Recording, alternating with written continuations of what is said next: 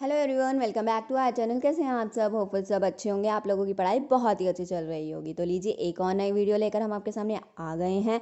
आज हम micro economics का प्रोडक्शन फंक्शन चैप्टर करने वाले हैं। ये आपका टर्म 2 का फर्स्ट चैप्टर है। इसे आज स्टार्ट करते हैं।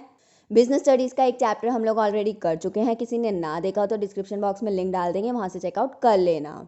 आज अपना माइक्रो इकोनॉमिक्स का प्रोडक्शन फंक्शन चैप्टर स्टार्ट करते हैं। स्टार्ट करने से पहले आप लोगों से एक छोटी सी रिक्वेस्ट है कि अगर अब तक चैनल को सब्सक्राइब नहीं किया है तो चैनल को सब्सक्राइब कर लेना, साथ ही साथ बेल आइकन ऑन कर लेना, जिससे कि हम कोई भी वीडियो डालते हैं तो आप तक नोटिफिकेशन पहुंच जाएगा और आप जल्द से जल्द हमारी वीडियोस देख पाएंगे। और इस वीडियो को जितना हो सके अपने दोस्तों के साथ शेयर करना, जिससे कि वो लोग भी प्रोडक्शन फंक्शन चैप्टर को अच्छे से समझ लें। और अगर वीडियो अच्छी लगे तो वीडियो को लाइक भी कर देना। इससे हम लोगों को मोटिवेशन मिलती रहती है आप लोगों के लिए ऐसी और वीडियोस लाने की। तो आइए अपना आज का सेशन स्टार्ट करते हैं। Let's get started. तो आज हम प्रोडक्शन फंक्शन चैप्टर पढ़ेंगे। अभी तक हमने जितने भी चैप्टर्स पढ़े उसमें हमने एज अ कंज्यूमर सोचा। आज प्रोडक्शन फंक्शन चैप्टर में अब हमें एज अ प्रोड्यूसर सोचना है। अब हम जो भी सोचेंगे वो कैसे सोचेंगे? एज अ प्रोड्यूसर सोचेंगे। तो प्रोडक्शन फंक्शन के बारे में पढ़ने से पहले पढ़ते हैं प्रोडक्शन क्या होता है। अगर हम किसी भी रॉ मटेरियल को फिनिश गुड्स में कन्वर्ट करते हैं तो वो क्या होती है? हमारी प्रोडक्शन होती है। मतलब मैं वो प्रोडक्शन कर रही हूँ। अब हम रॉ मटेरियल को इनपुट भी तो बोल सकते हैं, यानी कि जब हम इनपुट को आउटपुट में कन्वर्ट करते हैं तो वो क्या होती है? हमारी प्रोडक्शन होती है। फॉर एग्जाम्पल एक शूज़ बनाने हैं तो शूज़ बनाने के लिए क्या क्या चाहिए होगा? लेदर चाहिए होगी, लैंड चाहिए होगी जिस पे वो शूज़ बनेंगे, मशीनरी चाहिए होगी जिसकी हेल्प से शूज़ बनाए जाएंगे, लेबर चाहिए होगी जो शूज़ को बनाएगी। तो ये सब चीज़ें क्या हैं? ये इनपुट्स हैं। ये सारी चीज़ें मिल करके क्या करेगी? शूज़ बनाएगी। यानी कि ये सब क्या है? इनपुट्स हैं।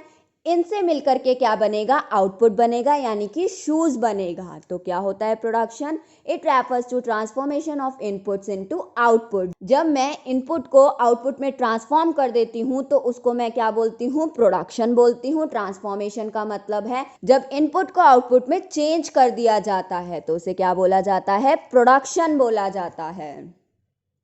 नेक्स्ट है हमारा प्रोडक्शन फंक्शन। क्या होता है प्रोडक्शन फंक्शन? ये पढ़ते हैं हम। It refers to the functional relationship between physical inputs and output of a commodity. Production function क्या होता है? फंक्शनल रिलेशनशिप होता है फिजिकल इनपुट्स और आउटपुट के बीच में। अगर मैं मैथमेटिकल टर्म में देखूं तो ये क्या है? ओ एक्स, यानी कि जो आउटपुट है कमोडिटी एक्स का इज इक्वल टू वो क्या है? फंक्शनल रिलेशनशिप है। एफ मतलब फंक्शनल रिलेशनशिप किसका? I1 I2 I3 and so on, यानी कि इनपुट्स जो चाहिए आउटपुट बनाने के लिए उन सब का फंक्शनल रिलेशनशिप है आउटपुट। तो यानी कि आउटपुट क्या है? फंक्शन ऑफ इनपुट्स है। आउटपुट इन सब इनपुट्स का क्या है? फंक्शन है। तो ये बात हो गई हमारी प्रोडक्शन फंक्शन की। अब नेक्स्ट बात करते हैं short run and long run की। शॉर्ट रन क्या होता है? शॉर्ट रन यानी कि हमारे पास टाइम पीरियड बहुत कम है। फॉर एग्जाम्पल कि आपके पास सिर्फ और सिर्फ 2 दिन है और आपको 2000 शूज़ का ऑर्डर आया है। आपको 2 दिन में 2000 जूते देने हैं। तो यानी कि कुछ फैक्टर्स तो मुझे क्या रखने पड़ेंगे? फिक्स रखने पड़ेंगे। सारे फैक्टर्स ऑफ प्रोडक्शन तो मैं चेंज नहीं कर सकती 2 दिन के अंदर अंदर। तो मुझे कुछ फैक्टर्स तो फिक्स रखने पड़ेंगे, कुछ फैक्टर्स को मैं चेंज कर सकती हूँ। जैसे कि लैंड हो गई, जो लैंड है मुझे उसी पे काम करना पड़ेगा, उसे मैं चेंज नहीं कर सकती क्योंकि 2 दिन में मैं लैंड चेंज कर लूँ ये पॉसिबल ही नहीं है। मशीनरीज जो अवेलेबल है उसी पे काम करना पड़ेगा। लेकिन मैं लेबर को चेंज कर सकती हूँ आउटपुट के अकॉर्डिंग, और मैं रॉ मटेरियल को चेंज कर सकती हूँ आउटपुट के अकॉर्डिंग। यानी कि जब शॉर्ट रन होता है तो वेरिएबल फैक्टर्स में चेंज आता है और कुछ फैक्टर्स क्या रहते हैं? फिक्स रहते हैं। और वेरिएबल फैक्टर का मतलब होता है जिसमें चेंज आ सकता है, जैसे कि हम लेबर में चेंज कर सकते हैं, रॉ मटेरियल में चेंज कर सकते हैं। तो शॉर्ट रन क्या होता है? Refers to a period in which output can be change by changing only variable factor. Short run में क्या होता है? सिर्फ और सिर्फ वेरिएबल फैक्टर चेंज हो सकते हैं। एंड लॉन्ग रन में क्या होता है? अब मान लो कि आपके पास 2000 शूज़ का ऑर्डर आया है और आपके पास पूरा 1 ईयर है। अब 1 ईयर में तो मैं सारे फैक्टर्स ऑफ प्रोडक्शन को चेंज कर सकती हूँ। लैंड को, मशीनरी को, लेबर को, रॉ मटेरियल को, सबको चेंज किया जा सकता है 1 साल में। तो लॉन्ग रन क्या होता है? It refers to the period in which output can be change by changing all factors of production. Long run में क्या होता है? सारे ही फैक्टर्स क्या होते हैं? वेरिएबल होते हैं, यानी कि चेंज किए जा सकते हैं। लॉन्ग रन में सारे ही फैक्टर्स ऑफ प्रोडक्शन में चेंज आ सकता है। अब क्लासिफिकेशन देखें इसकी, तो क्लासिफिकेशन में क्या है? Short run are classified as variable and fix factor in the short run. Short run में फैक्टर्स को क्लासिफाई किया गया है वेरिएबल और फिक्स फैक्टर में, यानी कि कुछ फैक्टर्स वेरिएबल है, वेरिएबल यानी कि शॉर्ट रन में चेंज किए जा सकते हैं, और कुछ फैक्टर्स क्या हैं, फिक्स्ड हैं, जो कि शॉर्ट रन में चेंज नहीं किए जा सकते। और लॉन्ग रन क्या है हमारा, all factors are variable in the long run, और लॉन्ग रन में सारे ही फैक्टर्स वेरिएबल हैं, वेरिएबल यानी कि चेंज किए जा सकते हैं सारे ही फैक्टर्स। नेक्स्ट बात करते हैं variable factor and fix factor की। Short run and long run में बहुत बारी मैंने आपको बताया वेरिएबल फैक्टर और फिक्स फैक्टर, तो आपको कुछ ना कुछ तो समझ आ ही गया होगा कि वेरिएबल फैक्टर क्या है और फिक्स फैक्टर क्या है। क्या है वेरिएबल फैक्टर्स, वो फैक्टर्स जो कि शॉर्ट रन में चेंज किए जा सकते हैं, वो सारे फैक्टर्स क्या होते हैं, हमारे वेरिएबल फैक्टर्स होते हैं। और फिक्स फैक्टर्स क्या होते हैं, जो फैक्टर्स शॉर्ट रन में चेंज नहीं किए जा सकते, वो हमारे फिक्स फैक्टर्स होते हैं। तो वेरिएबल फैक्टर्स क्या हो गए, it refers to those factors which can be change in the short run. और फिक्स फैक्टर क्या हो गए, it refers to those factors which can not be change in the short run. अगर relationship with output देखा जाए तो variable factor they vary directly with the output. Variable factor directly vary करते हैं output के साथ, यानी कि अगर आउटपुट इंक्रीज करना है तो वेरिएबल फैक्टर्स भी क्या करने पड़ेंगे, इंक्रीज करने पड़ेंगे। और फिक्स फैक्टर क्या है, they do not directly very with output. और फिक्स फैक्टर डायरेक्टली आउटपुट के साथ वेरी नहीं करते हैं, क्योंकि ये क्या रहते हैं, फिक्स रहते हैं, डायरेक्टली आउटपुट के साथ वेरी नहीं करते हैं। अब एग्जाम्पल की बात करी जाए तो वेरिएबल फैक्टर्स के क्या क्या एग्जाम्पल हैं, raw material, casual labour, power, fuel, ये सब। और फिक्स फैक्टर के क्या क्या एग्जाम्पल हैं, building, plants and machinery etcetera, ये सब हो गए। अब टाइप्स ऑफ प्रोडक्शन फंक्शन की बात की जाए तो हमारे दो टाइप होते हैं, एक होता है शॉर्ट रन प्रोडक्शन फंक्शन और एक होता है लॉन्ग रन प्रोडक्शन फंक्शन। अगर शॉर्ट रन प्रोडक्शन फंक्शन की बात करूं तो शॉर्ट रन में हमने क्या पढ़ा है, जिसमें कुछ फैक्टर्स वेरिएबल हैं और कुछ फैक्टर्स क्या रहते हैं, फिक्स्ड रहते हैं। तो ये कौन सी सिचुएशन हो गई शॉर्ट रन की, it refers to a situation when output is increase by changing only one input. ये वो सिचुएशन है जिसमें आउटपुट इंक्रीज करते हैं सिर्फ और सिर्फ एक इनपुट में चेंज लाकर, और बाकी सारे इनपुट क्या रहते हैं, अनचेंज रहते हैं, while keeping other inputs unchange. यानी कि शॉर्ट रन में सिर्फ और सिर्फ चेंज आएगा एक इनपुट में, बाकी सारे इनपुट क्या रहेंगे, अनचेंज रहेंगे। फॉर एग्जाम्पल लेबर में चेंज आया और लैंड क्या रखी गई, फिक्स्ड रखी गई, तो ये क्या हो गया, शॉर्ट रन प्रोडक्शन फंक्शन हो गया। इसमें जो लॉ हमने पढ़ना है वो पढ़ना है law of variable proportion and return to a factor. Law variable proportion को हम लोग law of return to a factor भी बोलते हैं। ये बहुत इंपॉर्टेंट टॉपिक है, ये हम आगे पढ़ेंगे, आपके पेपर में 110% ये आता ही आता है। अब लॉन्ग रन प्रोडक्शन फंक्शन की बात करी जाए तो लॉन्ग रन में क्या होता है, इसमें तो सारे फैक्टर्स ऑफ प्रोडक्शन चेंज किए जा सकते हैं। तो ये वो सिचुएशन है when output is increase by increasing all the input simultaneously. यानी कि लॉन्ग रन प्रोडक्शन फंक्शन वो सिचुएशन है जिसमें आउटपुट इंक्रीज होता है सारे इनपुट को साइमल्टेनियसली साथ में इंक्रीज करके। और इसमें हम कौन सा लॉ पढ़ते हैं, law of return to scale पढ़ते हैं। ये आपके सिलेबस में नहीं है, ये हम नहीं पढ़ेंगे, हम सिर्फ और सिर्फ लॉ ऑफ वेरिएबल प्रोपोर्शन के बारे में पढ़ेंगे।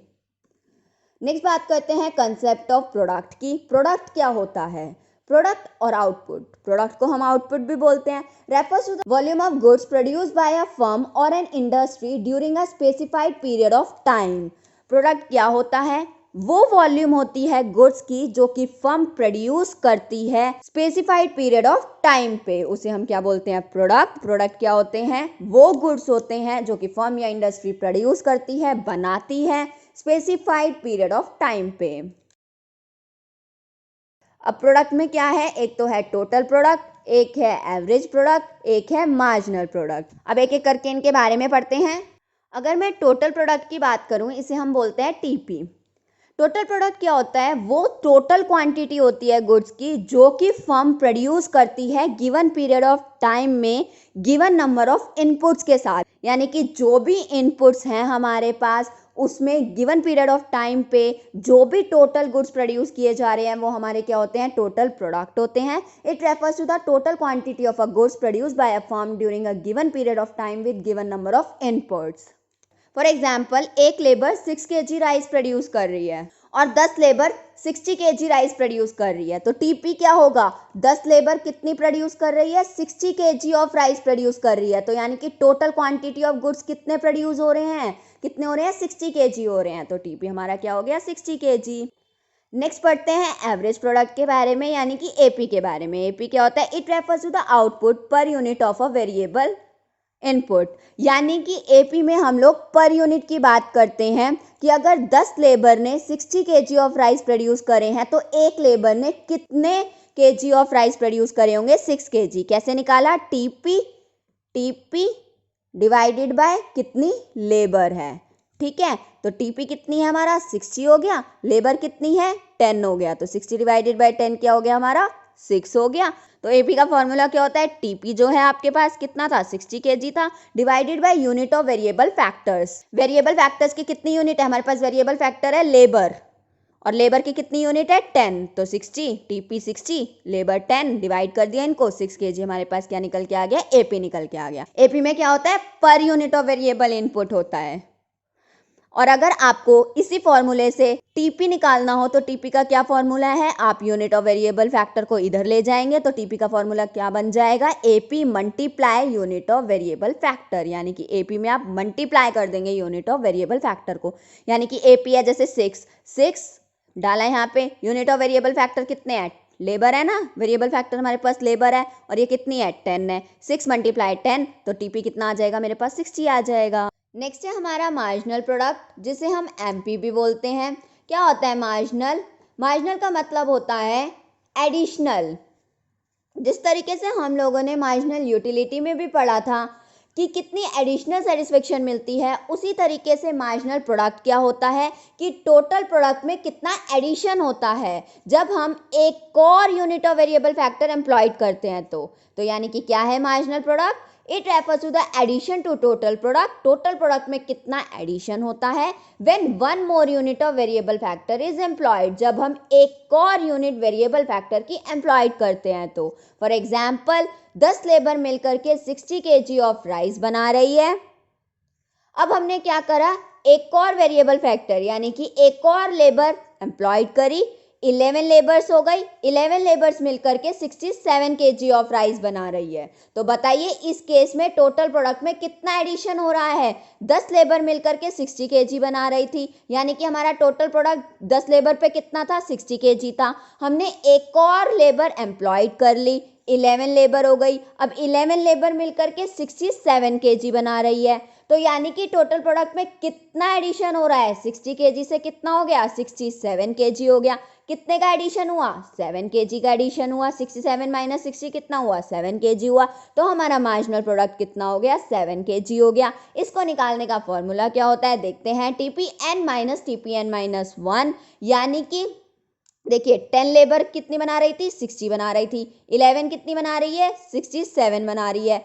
तो जो हमारा 11 लेबर्स मिलकर बना रही हैं वो कितनी है हमारी? 67 है। ये होगी हमारी टीपी एन।